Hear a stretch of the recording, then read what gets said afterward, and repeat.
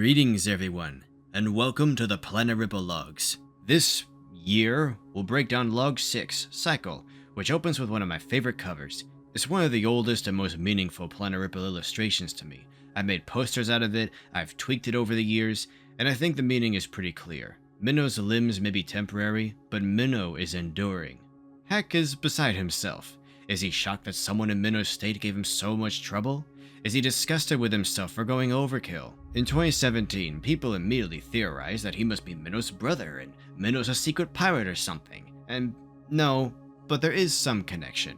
But he can't think about that as Abelina's crew tries to trap him. He makes quite an exit, damaging the hangar's outer door so bad they won't be able to fix it before diving, so they'll just have to seal the entire hangar from the rest of the ship.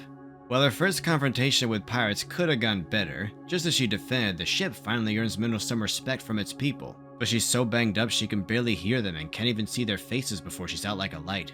Going forward, flashbacks and dream sequences like this will be highlighted by dark, janky panel borders, so keep an eye out for that. And this scene from 12 years ago is still one of the most eerie in the series. This type of meltdown, knocking oneself on the head when especially stressed or disappointed in oneself, is a pretty common autistic behavior. Family can be wonderful, encouraging, and you'll do it anyway. But you shouldn't, obviously, and I haven't in a long time, and neither has Minow. Anyway, waking up in the present, it's funny seeing how I used to represent Minow's inner monologues with text boxes. Only a few books in, I'd shift to just the text with a border, and these days it's white text surrounded by a thick bluish shadow.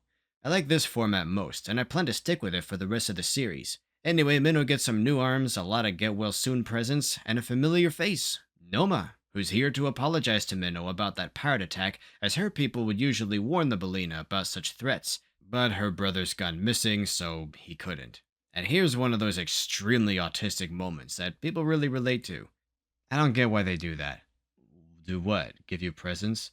Oh, I get that part. It's when they pat me on the shoulder that I'm left stumped. In the past, people have only ever grabbed my shoulder to scold me for not paying attention or not following directions or some other thing. Now when they do it, it's intended to be a positive thing?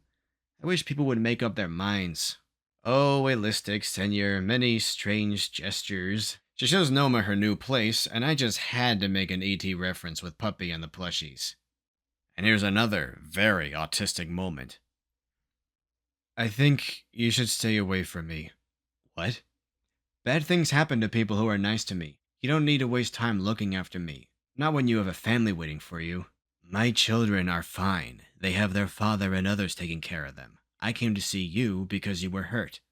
And I appreciate that, but I'm telling you this for your own good. Don't bother with me. Sooner or later, something bad will happen to you. Ridiculous. But it will. It keeps happening. Andrea died because I got into trouble, because I was off in my own little world. Kelsey was nice to me, then those pirates took him, because he was looking out for me too. If I told him not to bother at the time, he'd still be here, safe and sound. It's a cycle.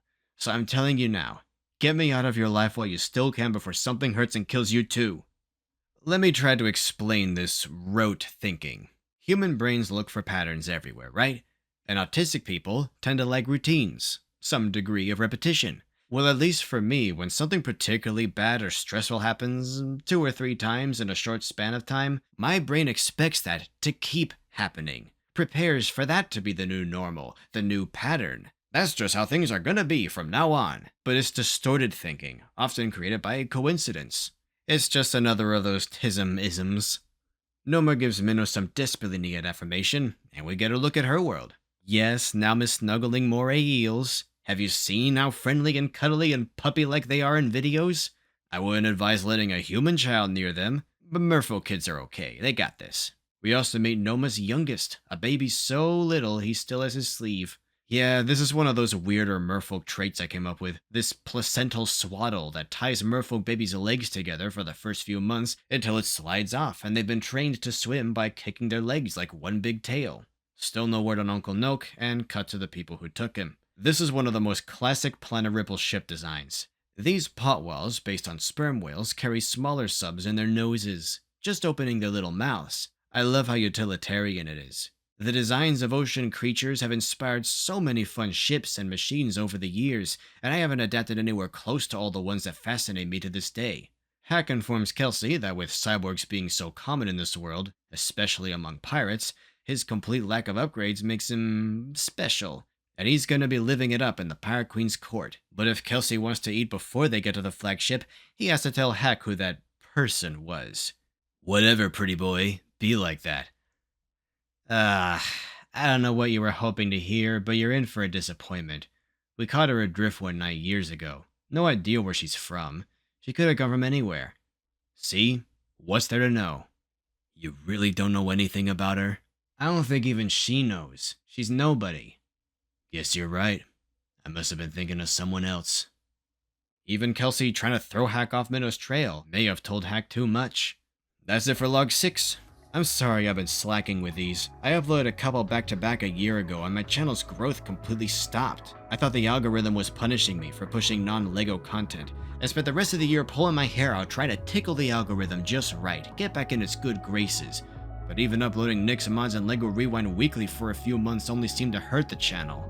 I was relieved, twisted as it sounds, to learn that many creators are in the exact same boat as I am, through no fault of their own. YouTube just doesn't support us anymore, unless we become content farms with nothing but shorts with AI-generated voices. Well, if I'm screwed either way, if my channel is peaked and will never grow again, I'm gonna upload what I want, when I want, so expect more Planet Ripple content a lot more frequently. And if you care about this channel at all, even if it's mainly the LEGO stuff, I can't do that either if this side of things doesn't get support too. So here we go. You know the drill. My books are on Amazon and itch.io, and you can also support me through Patreon. Videos a week early, your name in the credits, patron-exclusive Discord server, art streams, signed copies of Planet Ripple, and maybe even your own LEGO Rewind episode. See you next time with Log 7, Disrepair. Toodles!